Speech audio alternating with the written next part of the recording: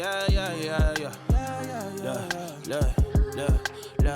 Look. Never switch on the homies in the day ones. They didn't wanna open doors, so we made some. Take a bow on these haters like I'm Trey Young. That direct deposit hitting like a bass drum. Incoming, coming, keep it incoming, coming. Welcome back to Bottle Rocket. Today we're talking about the new film, On the Line, a powerful look at the connection between sports, culture, and identity. Joining us are actor and executive producer Vince Piazza, director Francesco Saviano, and producer Adam Abdalla, who is also behind the Get in the Game conference, exploring the intersection of art and sports. Thank you all for joining us, guys. Thanks for having us. I want to open with Vincent, and I want to know exactly what the event coming up is, where, when, and tell us about it. Okay, well, firstly, this was like such a great opportunity to be on the podcast.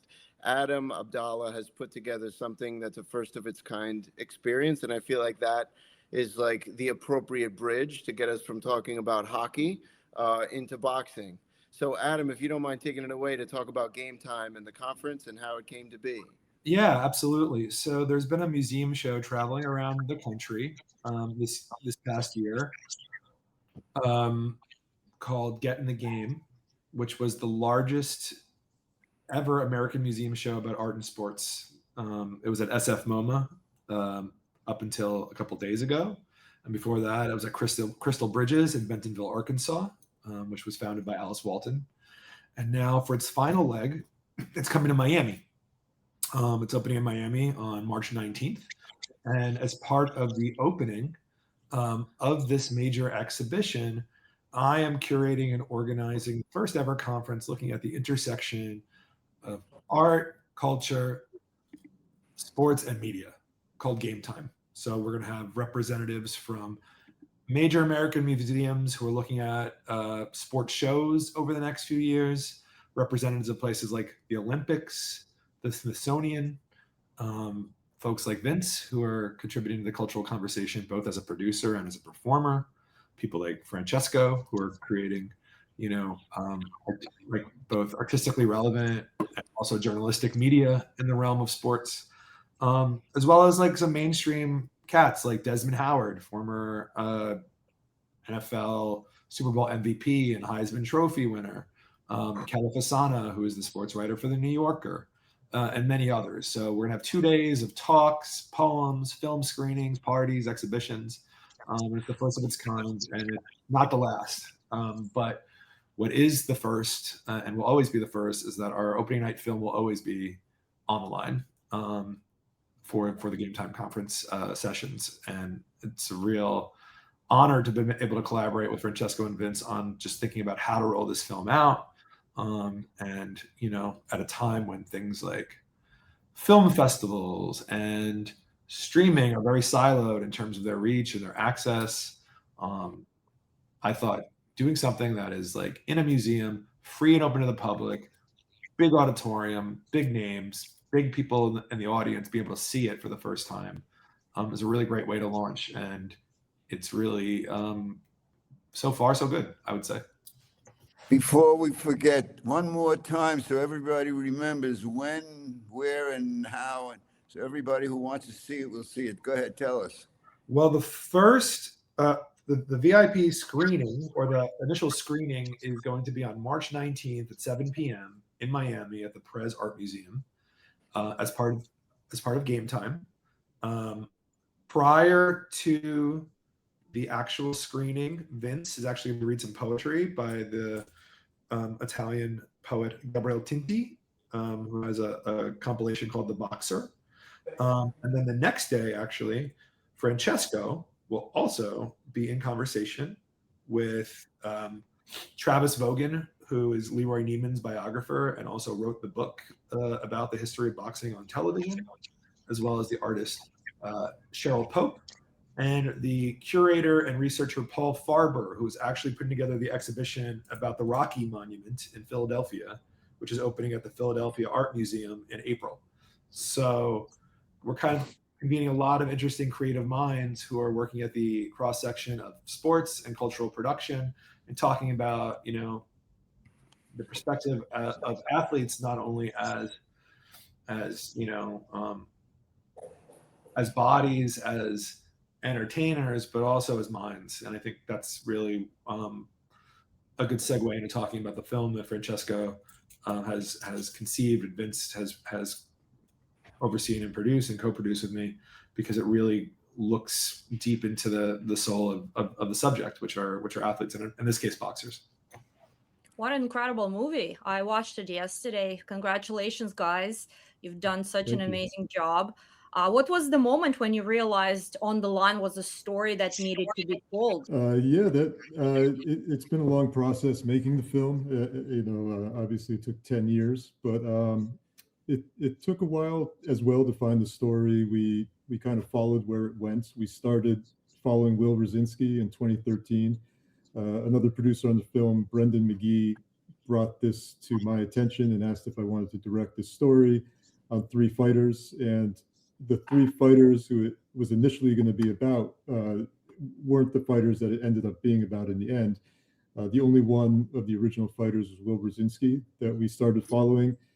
And Will led to Danny Jacobs because they came up together in Starrett City Boxing Gym in Brooklyn. And then Danny Jacobs led to Patrick Day, who was the youngest fighter in the group, who was really very much influenced by Danny Jacobs, and they had a very close relationship.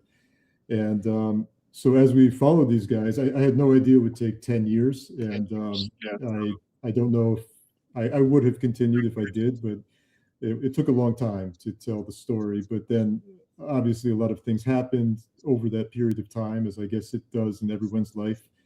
And it just became something we felt a real responsibility to get right and to honor these guys who we really grew to care about and respect. So it was an incredible process. It was a really tough process, a really heartbreaking process. But at the same time, we met such incredible people. And then to have Vincent step in as an executive producer, he really shepherded this film in such a beautiful way. I'm so grateful to him, to Adam as well, and to Brendan McGee, Marika Hacking, who's the editor. I mean, there's a whole team of people who really helped this film come to be. And we're proud of it. I think it's going to open a lot of conversation around boxing and the complexity of boxing. And there's going to be hopefully a real conversation around what the film's about. And thanks to Adam with Game Time and the Get in the Game conference, I think it's the perfect venue for us to really get it out the gate and see what people's reactions are to it. And and again, just start that conversation, and hopefully we'll continue. And I can't say again how much Vincent's really helped to bring this to life. So maybe Vince, I'll kick it to you because I'd love to hear your thoughts as well. Yeah, I mean, it was kind of it was in 2023 when I found out that both the writers and actors were going to go on strike. So Francesco and I are involved in another project together, and he said, "Hey, I've been kind of cobbling this story together now for like nearly a decade. Would you take a look at this compilation of the footage that we have and check out the story?" And I was immediately engaged in it. I've always been a boxing fan, but I didn't quite know boxing quite as intimately as Francesco had what he had captured. And there's the old story, which Maeve, you probably could speak to, is like, boxing as a metaphor for life. And I think that could be largely the sports conversation, the immediacy of sport and the drama of sport as something that we can all kind of invest in and get behind and also relate to. This movie, ultimately where I feel like it has arrived, is that metaphor in a petri dish, that in an hour and 53 minutes, you get to see amateur fighters that have all accomplished, all Golden Glove champions, and the entirety of their career on screen, and the journey of three, and how wildly different their experiences were, and in one case, quite tragically. It really, what Francesco's accomplished here, I just can't say enough great things about. Can you take a suggestion, Vincent? Please. When you're done with this tremendous project and you get all the raves and everything that I expect you're going to get, then I want you to do 20 minutes of Lucky Luciano any way you want. Just for you, Maeve. Just for you. I'll give you some Lucky. That was the greatest. And so that's my Thank you.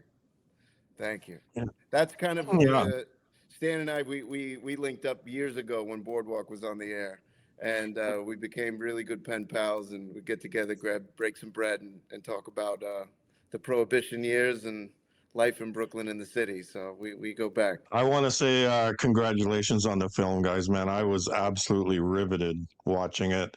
I was a boxing fan back in the day. I was a Holyfield fan, and, Marvin Hagler, Thomas Hearns, Sugar Ray Leonard, all those guys. And I just got to say, I hope you have tuxedos because you're going to win a lot of awards with this film. It really brought me back. Like I say, I drifted away from boxing for various reasons, but now I think I'm back. I think I want to get back into it again because of this film. I mean, it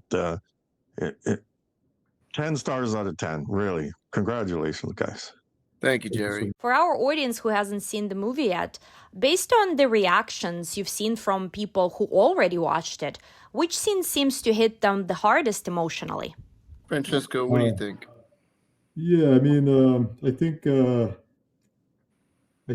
I hope that there's a lot of these guys' lives that really resonate with people. But yeah, all three of them have incredible struggles. Obviously, the end, which is tragic, is that really, really affects people. Obviously, I mean, it's such a devastating event that happened, and something we took a lot of time trying to arrive at a respectful ending. We really wanted to make sure that was not in the least exploitative, because it was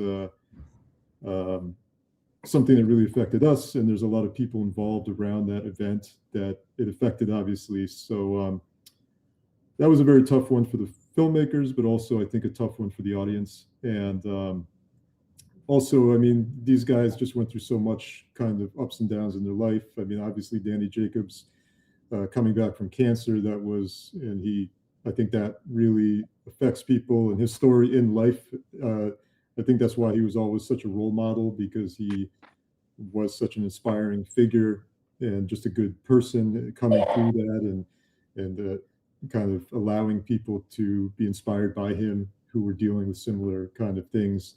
So I think those two would be big parts of the film that really stick with people. And also Will Rosinski, there's things in his career that I think, seeing through the boxing lens, people could identify with in their lives as well, with like loss and coming back. And I mean, I think these are all things that these guys did in life and in their careers, but we see in our lives in our own ways. So I think hopefully people kind of really resonate with the film and their stories. So yeah, I think those would be two examples.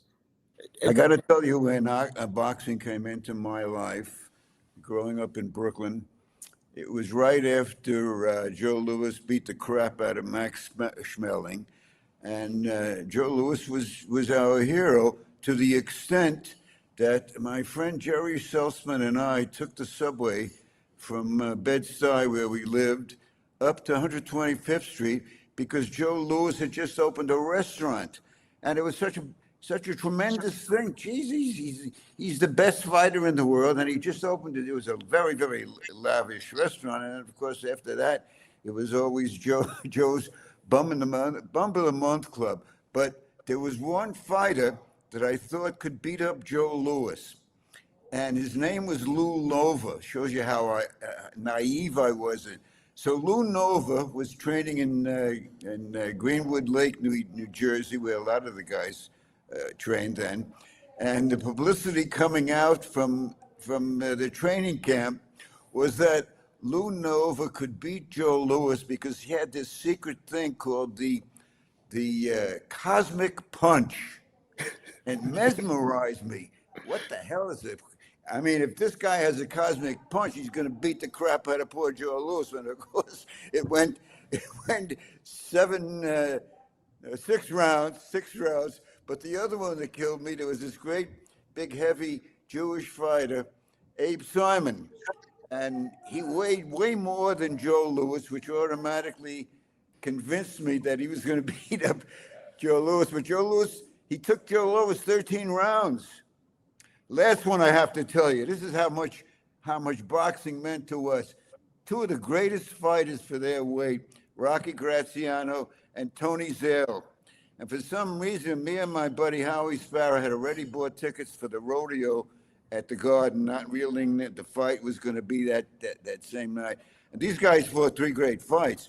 And the thing was that when we got to the Garden, we said, what the hell are we doing here watching these bulls and these guys? So we didn't watch the photo, but we had a portable radio and we listened to the whole fight. And that was, I don't know what it was like in person, but just listening to the fight. And Don Dunphy was the great play-by-play guy. Oh, those were great fight days for me as a kid. Wow, I bet, especially if you get to tune in over radio and you don't have the visual, you just get to use your imagination as to what's happening in the ring. Like what a great medium for sports in general. What was the cosmic punch? The cosmic punch didn't work because he got knocked out before he but it looked great in the daily news because you're training, you got to be training about 2 weeks, and every day there's going to be this cosmic and that comic. But Joe was doing. Just tell one quick story. When I went to work for the, I was working for a ticket agency down on Wall Street, a little ticket agency, and I had to. It was a championship fight. It was at either Polo Grounds or the Yankee Stadium. And the whole point was, this was like the highest priced ticket for its time. It's $100, okay? And I had to deliver it from this ticket agency at 50 Broad Street by Wall Street, up to the Garden, actually to the Ring magazine. I had I got about $300 or $400 tickets in my hand, and I never held anything so hard in my life that these had to be delivered. And of course, somebody's gonna beat me up or whatever. But I did it, and I also got a freebie to the fight because of that. Because of the safe passage of the tickets? What's that? For the safe passage of the tickets? Safe package, and also what the hell? There was always an aisle to sit in at the sellouts. Always. That's great.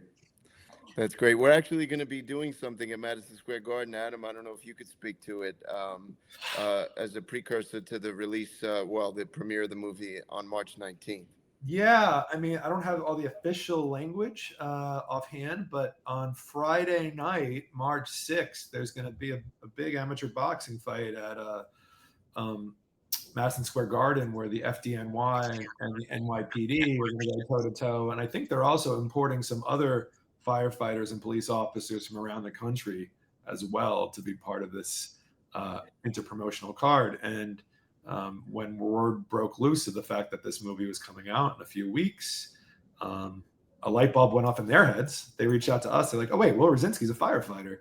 So they've invited us to be a media partner at the Garden. So myself, Francesco, hopefully Vince, in some capacity, will be there on Friday and be there to kind of just spread the word, because a big part, I think, of the success of this film is not necessarily taking an artful movie about boxing, and also like the human condition, and trying to convince an audience who may not know about boxing about the intricacies of it. But I think it's really important to bring it to the people who are passionate about it to begin with, to the start, to really get grassroots, a grassroots campaign going, getting people, to be aware of it and being able to tell their friends, being like, hey, this is like an independently funded, bootstrapped film, a passion project over a decade by a great director like Francesco.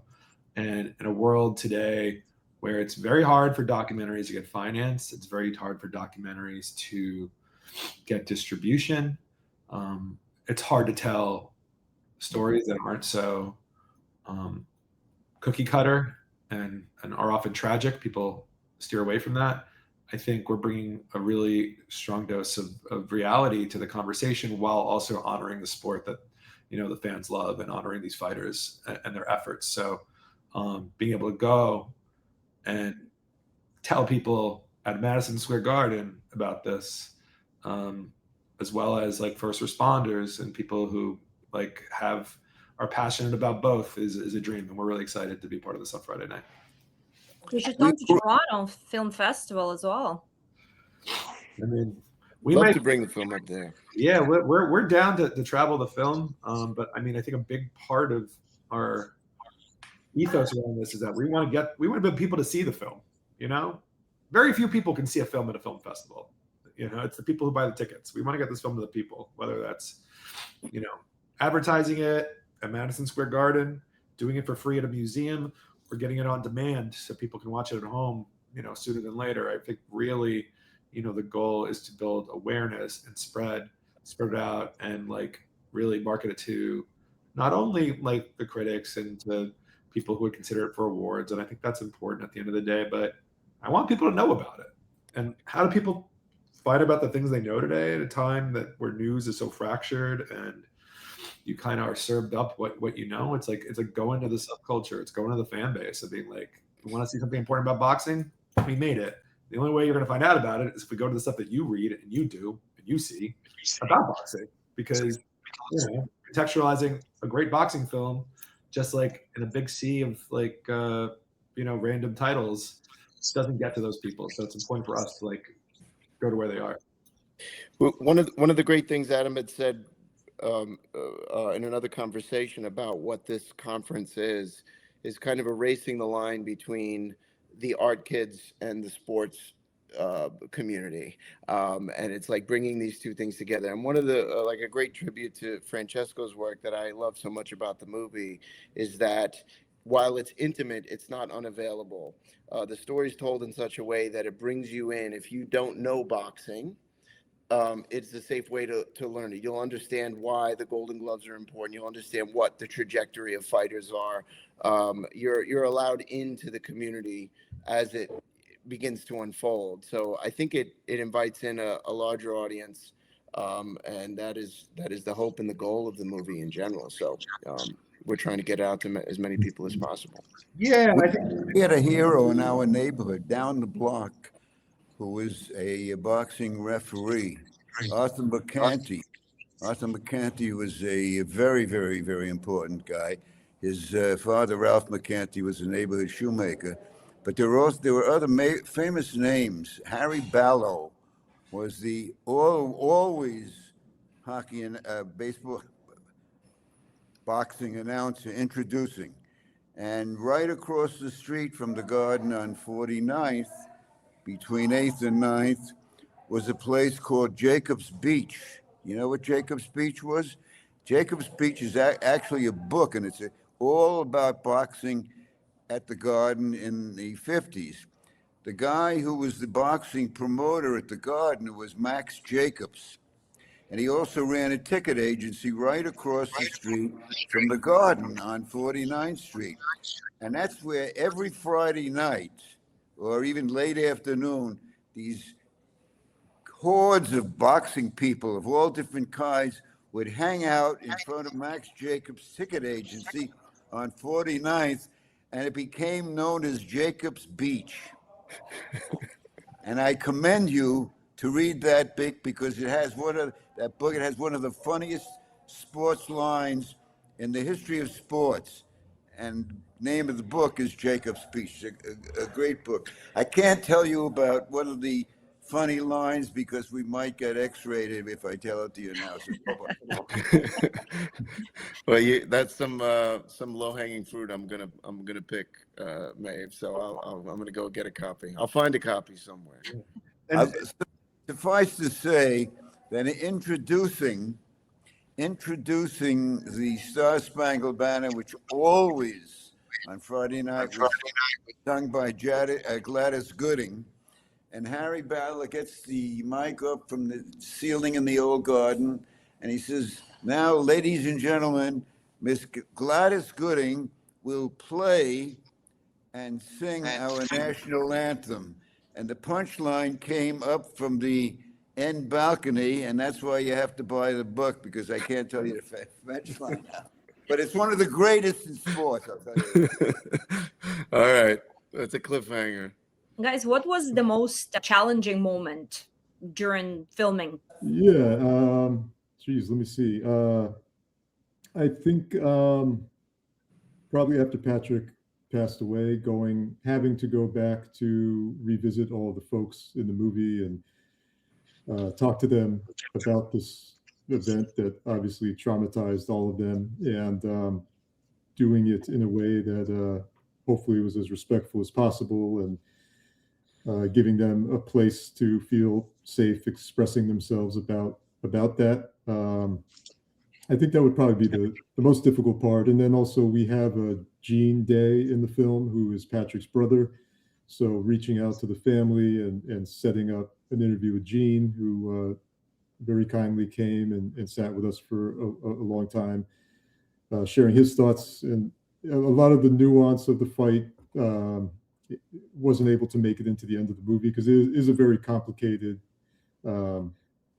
set of circumstances around that last fight that we touched upon, but we just couldn't kind of get into all the minutia in the film. But that was probably one of the most difficult parts. And I mean, the other stuff was, until that horrible event, was pretty exciting. I mean, we were hanging out in the firehouse, we were going to fights, we were really seeing New York, parts of New York that most people don't get a backstage pass to, like, you know, behind the scenes in fights, and in the firehouse, which I think, I could be mistaken, but I believe we're one of only a couple documentaries that were given access to the FDNY, and that was really special. So I think that event on March 6th that Adam and Vince mentioned, that would be kind of cool, like bringing it back to the FDNY, and this story back to the FDNY in some regard. Yeah, I mean, I think most of the film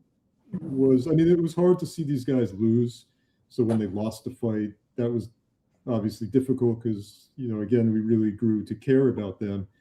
And so we were always rooting for them. But then as a documentary filmmaker, I think you have to separate yourself from the subject in some ways, so you're not kind of putting your own spin on the story and trying really hard to stay in the background as much as possible and let the story unfold. But yeah, I would say that the end and the losses would probably be the toughest part of making the movie. It was a really good point made in the movie. When an athlete wins, everyone celebrates with them. But when they lose, they're often left dealing with it alone. It really shows how tough it can be to be an athlete. Was there a moment during filming that changed your own perspective on athletes? Yeah, I mean, I don't have a boxing background. I have, you know, I've been involved with other sports, other things. So, but as an outsider looking into these professional athletes' worlds, I think just the respect I have for these guys' drive and their passion, and their kind of unrelenting ability to stay focused and really go after something that they believe in so much and means so much to them. I think that was actually one of the big parts of the film that drew me, whether it's boxing or in Vince's case, acting. Like, these things are tough. So to really dedicate your life to something is so noble. I mean, something positive, dedicate your life to something positive is so noble. So yeah, I think that was one of the things that really, as the film went on, just taking that all in was really incredible, how much dedication these guys had. What really struck me and was a bit of a revelation was, you know, boxing is often spoken about as just one-on-one, person v person. But what you realize is that they're born out of these communities. And what I found really interesting is the community, you know, for the men, the fraternity, for the women, the sorority of support and competitiveness with each other, and also helping each other. Like, they're all honing their skills on each other. They know each other so well. And You know, that was something that was really interesting to me. In a sense that it's the unspoken team part of the sport that's not really shown or spoken about too often. Do you know that there was one famous hockey player who was also a famous boxer? And that was Murray Patrick, who played defense when the Rangers won the 1940 Stanley Cup. And he also was famous in one of the best one-punch knockouts in hockey history. The great Eddie Shaw was one of the toughest players in the league, playing for the Bruins, and he was picking on Phil Watson, who was a little bit smaller than he was, in a playoff game in 1940, and Muzz Patrick intervened on behalf of Phil Watson. Before he became a hockey star, he was the light heavyweight champion of Canada, and that was the first and last fight that Eddie Shaw ever lost. Muzz just beat the crap out of it. By hockey standards, it was historic. So was he known for being an enforcer back then, or was he a boxer in earnest, saying, you know what, I'm going to be a hockey player and put this boxing stuff as a backseat, or was he like, I'm a boxer on skates now? No, what happened was that his older brother Lynn, 4 years older, made the Rangers. The father was the manager of the team, but there was no nepotism. Lynn made it to the Hall of Fame, the older brother. And Muzz was more interested in boxing, but he won this amateur championship in Canada, and his mother said, you're not going to be a pro fighter anymore. And he switched.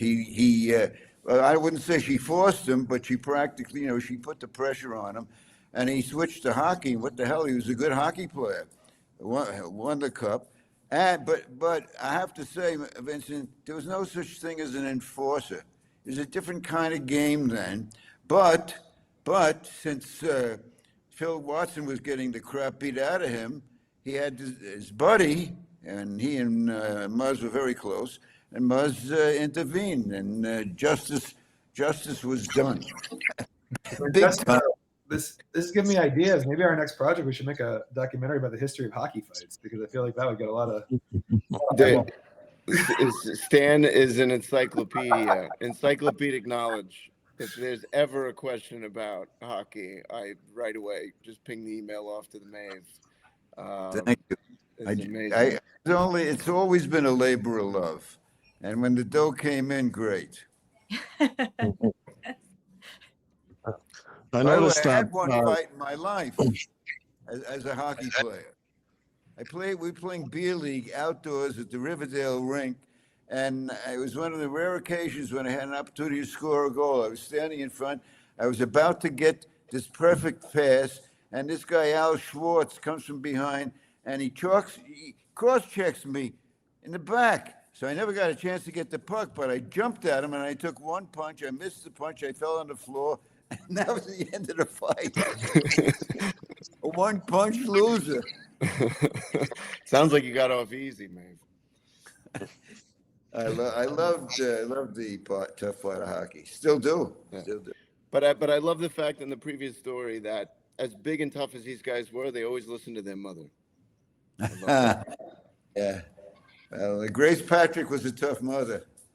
Yeah, I bet. In fact, she was the only one who could intimidate Lester, who was one of the great players and executives in hockey. I don't know if it was, different kind of fights. Vince, I don't know if it was you I was talking to about this or somebody else, but there is this, commonality that hockey players love their mothers almost more than anybody else because they have a history of being driven to the game to practice at 5 o'clock, 6 o'clock in the morning every day. But they have this incredible loyalty to their moms, maybe more so than any other athlete. Oh yeah. No, I mean, even speaking personally, although I only played a year in college, but to get to that point, it was my mother's sacrifice. She was up at 5 a.m. going to obscure places all over Long Island, Westchester, just to find ice, just to be able to get the training in. So, but anyway, but I mean, that to me is manifest in the documentary, because whether it's hockey's trickier, right? Because you got to find ice. But for boxing, you still, there was, what was it Mayweather was saying? He goes, while they're sleeping, I'm training. Like these guys have like this psychological thing where they always have to be conditioning, working out, figuring it out, toiling over their craft. And I feel like that's also what makes the movie so special. So I noticed that except for one time, you never hear the interviewer ask the question. You just see the subject giving the answer. Who was the interviewer who ended up on the cutting room floor? And how did you come to focus on these three fighters? I mean, there must be hundreds of fighters in the New York area. How did you come to focus on these three guys?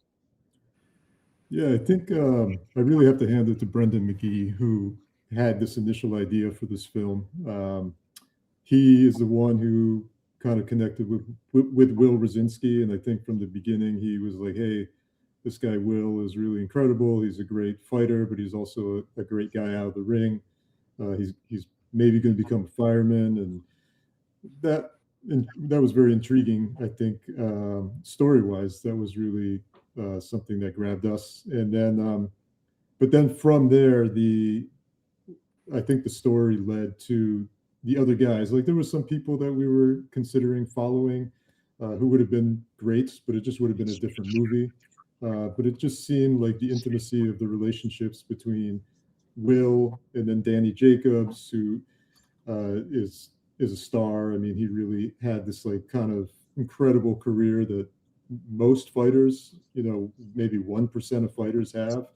And then that led naturally to Patrick Day, who was just such an incredible guy. And he was, just to be around him was something special. I think anyone who met him would say that. And so I think that was like a no-brainer immediately. It was like, oh, we really have to follow Patrick because this guy is so sweet and so skilled as a boxer. Like it just didn't add up. I mean, the idea of what a boxer is, I think people have these preconceived ideas of they're brutes or they're this or they're that. And I think that was one of the really wonderful things about this experience is that's not the way it is. These guys are they're very complicated. They're just like anyone else who's pursuing something.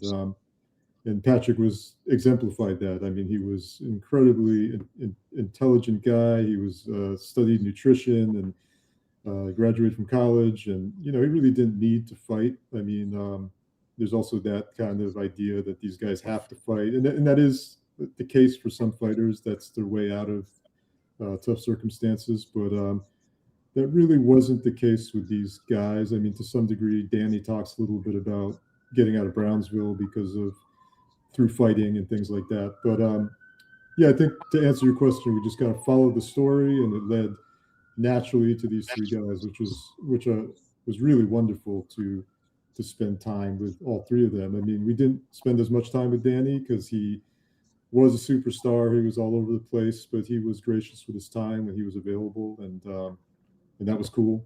But yeah, and I think in a way too, these three guys kind of show the three of the very common paths that a boxer arrives at. You can make it, you can realize that you can't make it, or you're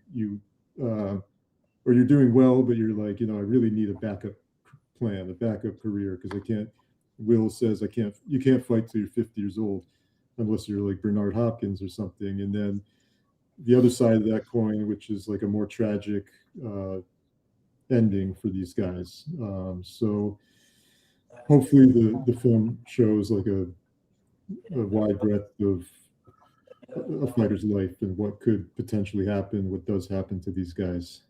Yeah, and I would say that the context in which we're debuting the film on March 19th is reflective of that, because I think one of the tenets of Game Time and this kind of conference that I'm developing is really to show athletes in the same context of other thinkers, creatives, artists, people who are passionate in subcultures. Because I think Vince said earlier before, there's like, there's this long held misconception that like art is for nerds and sports are for jocks, and like these things are separate. And then I don't think that's the case anymore in culture in general, both in America or anywhere else. It's like, I think everyone has varied interests, everyone has subcultural interests, everybody has paradoxical interest in things. Like I am an art collector, I work with a lot of museums, I also am a professional wrestling promoter. Like I wear two hats because I care about different things. And at a time when the attention economy is bifurcated or like completely like split, the thing that brings us together, and I think that things that kind of like separates engage people from not are having passions, and getting those people with similar passions in a room together to have shared experiences, to talk about ideas, understand, and to create knowledge and empathy through that process. And I think this film and showing it in context with people who care about the subject matters and the subjects within is really important to us. Just one item that came up was that once you get into the ring, you find out who you are. I love that. Because it's fight or flight, right? I mean, there's no out of bounds, there's no escape. It really will show your true character. Yeah, I that line stuck with me too, Jerry. It was like, to see how strong you can be or how weak you can be. Like there is no real in between. It's yeah. I mean, some great, and that's also I think that was Ryan Sangalia who said that in the movie. But that's another thing Francesco was able to do. He captured a large group of diverse voices about the sport. So whether it was boxing media, Sebastian Younger, who was speaking about it from a totally different point of view, talking about sport and boxing as something that's innate in us on a primal level. It just captured a wide breadth. Yeah, I think there was also the title that we landed on. It was originally another title, but we realized all these guys in the film were saying like it's always on the line in there. It's on the line kept coming up, and then also in the fire department, like when Will became a firefighter, like everything was on the line. Everything was always on the line, and I think that and Vince really landed on that title. But I think to answer your question, Jerry, like when you go in the ring, it's like, I mean, the stakes couldn't be higher. It is on the line there, and yeah, you find out who you are, and then you also have to like defend yourself from someone who's like throwing punches at your head, trying to knock you out. And I mean, I think everybody is always like has things on the line, but that's like a very extreme, very extreme example of what could happen to you when you're pursuing something. Yeah, there was also Monahan to that point. Jerry was interviewed in it, and he said it's not like baseball where you're a pitcher and you start losing a few miles per hour on your fastball. When you start losing it in the boxing ring, you're getting knocked out and put to sleep. Like there's really no way to kind of go out gracefully in boxing. When you start to fall off, it becomes very evident. I'm very intrigued by this idea of the cosmic punch, because in my mind it feels like a screwball or something, like because maybe that can prolong some guys' careers if they can all start doing it. It's a great title for a movie, you guys. You should use that as a title for a movie, Jerry. It's a good one. If I had to guess we're segueing to the cosmic punch that you brought up, Maeve. If I had to guess, it was probably an uppercut that would send the guy's head to space. And that cosmic punch is probably a really stiff uppercut that he was maybe made famous. But he may not have been able to get within proximity of Joe Louis to deliver it. So, well, in Maeve's at the after party for our premiere, I'm going to tell the bar to call one of the drinks the Cosmic Punch. It's a great That's idea. right. We can make a cocktail out of it. Maeve is putting ideas out there without Yeah, even Maeve realizing. started, Just make you think. After you mentioned Box's mothers and a few other things about the passion, I never could figure out whether this story was apocryphal or not, but during the late 20s, early 30s, particularly there were a lot of Jewish fighters, including my funny favorite Bummy Davis. But there was a story about this, one of the guys from Murder Incorporated, a Jewish guy from Brownsville. He was also one of these, lower fighters, the prelim type of guy, and he was also a gangster in Murder Inc. And he got involved in some firefight. He lived in Brownsville. He got involved in this firefight, and he got shot up pretty bad in the stomach, and managed to limp his way home. Climbed up the stairs to the second floor, and his mother sees him, and he says, "Mom, I got to talk to you." And he's bleeding, and the mother looks at him, and he says, "Eat first, we'll talk later." Oh my God. Was that Bummy Davis? No, not Bummy, but Bummy got killed because Murder Inc. he had a bar in Brownsville, and this was right after the war, and he got stuck up by three guys from Omaha, and he started to beat the shit out of them. And he beat the shit out of one guy and the second guy, but the third guy had a gun, and he shot him.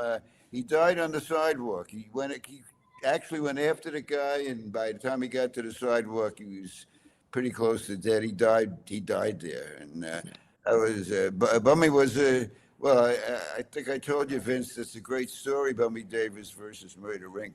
Because it's Amazing a great book. One of my favorite books. Great boxing book, great book about Brooklyn, great book about Jews in Brooklyn. I loved it. I've only read it 6 times. Yeah. No, I went back to it twice. It was really good. What do you think separates this film from traditional sports documentaries? What's so special about this movie?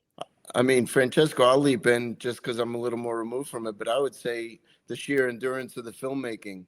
The last time we've seen anything shot over this extended period of time was a very famous basketball documentary called Hoop Dreams, where they followed blue chip prospects in the 1990s. I think it was out of Chicago, as they pursued their dream to become professional basketball players. And Francesco to commit, a decade of his life to following the careers of 3 fighters and capture the entirety of their journey of each one. I think is what sets it apart from, other documentaries. Anything new in the works for the future, or just one project at a time? Maybe a hockey documentary? What do you think, Francesco? You going to come to the rink? It's funny. Yeah, sure. I mean, anything with you, Vince. You guys are the best. After getting through this, it's funny. Like, I was like, man, I really got to take a break from these very intense stories. But then I actually I'm starting another documentary on Keith Haring and his creation of this work that he created called City Kids Speak on Liberty. It's about Keith Haring in the 1980s and all the things that were going on then. But also fortunate enough to be working with Vince and Adam on another project, which is really cool. I mean, I think this is what we all do. So even if we want to take breaks, we get pulled back into it, like Al Pacino and Godfather 3, but yeah, hopefully spend a lot of time with this movie getting out in the world. As Adam said, we're really passionate about sharing it with audiences and starting conversations, and so those would probably be the main things at the moment. I don't know about you guys. Vince, you want to go first? We both got a lot going on. Oh yeah, I mean, I'm down in Atlanta right now. I'm shooting the 4th season of Tulsa King. That streams on Paramount Plus, so I'm busy with that, thankfully. Working, a lot of focus has been put on the line to get it out into the world. We're hoping to get it on streaming platforms, hopefully by the first week of May. So that's on our trajectory right now, to premiere it in March and build the buzz for it. So thank you again for having us on. It means a lot. And as we get the word out. And then the other thing is I just, have my other little writing projects and things like that. I'm always hitting up Maven from time to time with some of my cockeyed ideas. Always researching new things, new stories to tell. You got a good one, really good one with 3 hockey players, all top draft choices. One of them, French Canadian, who's been a total flop with the Rangers, Lafreniere. Then you got this kid on the Islanders who is unbelievable, Schaefer. Yep. Just fantastic. And the other fascinating one, actually 3 Jewish brothers, all starring in the NHL. But the one on the on the Devils really has had a crazy life. In fact, he nearly ended his career with an accident with his hand, and of course, he scored the winning goal for the gold medal, one of the greatest games ever played. So these 3 guys have a fascinating contrast, but you got to take care of your first things first. First things first. But yeah, the Jack Hughes turnaround is extraordinary. I mean, well, not only extraordinary, but this cockamamie injury that he had over a team. It was a whole team dinner, and somehow or other, he almost cut himself out of a career. Then you got his kid brother on the same team, and then you got the older brother, Quinn, who was the Minnesota great star. Guys, yeah. Great. And, it's a great story. Unfortunately, none of them fight. But we can make him a fighter. We can make him a fighter. Yeah. That's right. That's right. And then I have a couple of cool things coming up. I mean, Game Time obviously has been a big undertaking, and I've been super excited to both collaborate on the film itself and showing this film in the U.S. for the first time with the guys, and that'll be March 19th and 20th in Miami. It's the conference itself is accessible to the public. If you just buy a ticket to the museum that day, you can come check it out, reserve for various talks, things of that nature. I also am working as the producer on a new documentary about a little known show from MTV in 1990 called This Is Buzz, with the director Mark Pellington, who is famous for being the main director of a lot of YouTube videos, 9 Inch Nails, Pearl Jam, things like that. That is being distributed nationally in June of 2026. And I mean, I got my hand in a lot of pots, but I'm also curating the first ever museum show about art and professional wrestling in St. Petersburg, Florida in 2027 at the MFA.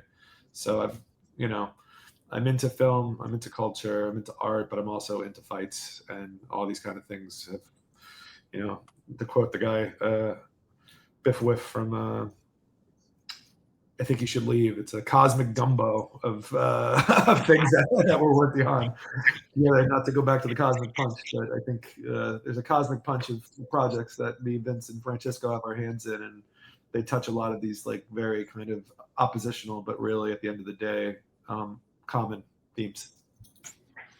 By the way, we thought of Friday night as Friday Night Fights at the Garden. And we also thought about guys who are the boxing writers, who are great boxing writers. Lester Bromberg of the World Telegram happened to be my favorite, and these and other guys like Damon Runyon. There were a lot of good boxing writers, and there was this interesting culture that you didn't have to be a boxing nut to be a part of it, because it was there every single Friday night. And on top of that, there were like 6 fight clubs. You had the Broadway Arena, you had Ridgewood Grove, you also had Madison Square Garden Bowl. I don't know if you ever heard of that one. That was the Garden's outdoor fight. And Coney Island Villa, they were 6, and the Bronx Coliseum. And there was fights all over the place. Wow, I can't believe they had outdoor fighting. But of course they did. Yeah, they did. That one of the great fights was Bummy Davis against Schoolboy, what his last name was. And Schoolboy was a very artistic fighter, and Bummy Davis was, you know, he had the great knockout punch.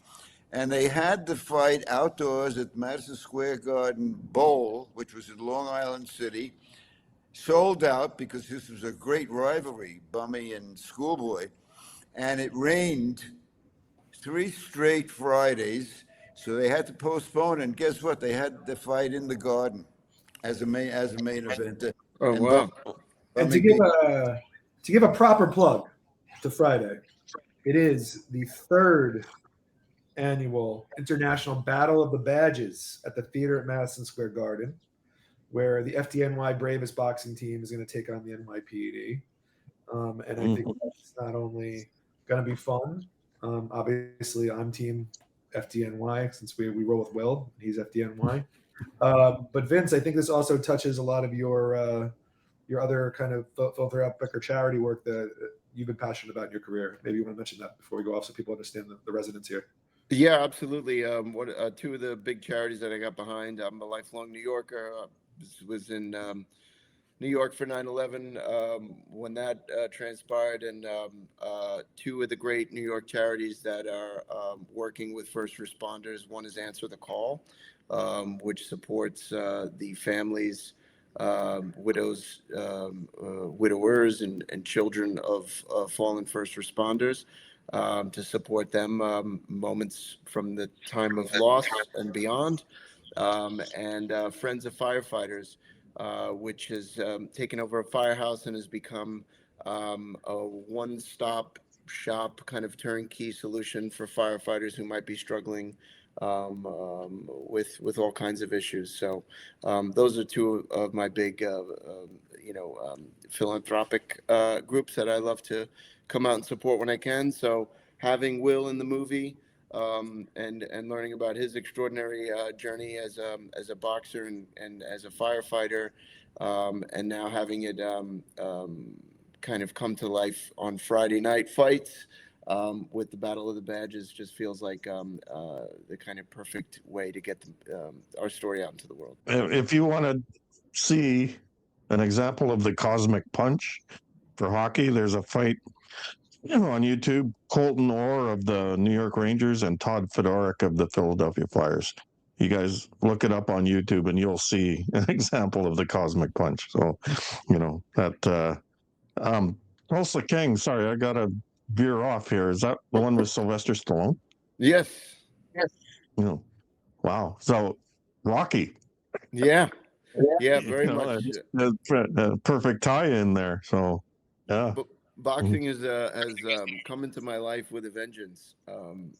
From getting cast on this show and working with him for the last 3 years, and then of course working with Francesco and Adam on the line. It's been all boxing lately. I want to just close. I have a friend who I just realized could be very helpful, and will probably be in Miami when the event takes place. I'm going to send you an email with all the information, and I'll email it to him. So I only will leave you with this, and that is, eat, we'll talk later. Fair enough. And I'll try not to bleed out in the meantime. Maven, thank you. All right. Elena, Jerry. thank you. On the Line so will much. be available on Apple TV, Amazon, and YouTube in early May. And if anybody's in Miami, check out Get in the Game at the Art Museum on March 19th and 20th. Is this correct? The screening will be March 19th, and then the talk with Francesco and some of the greatest minds and kind of looking at boxing historically. We'll be in conversations with him on the 20th. Perfect. Thank you so much, Vince, Francesco, and Adam for joining us. And thank you for listening to Bottle Rocket. And we'll catch you next time. Thank you guys so much. Thank you, guys. Great meeting you. Bye. Yeah.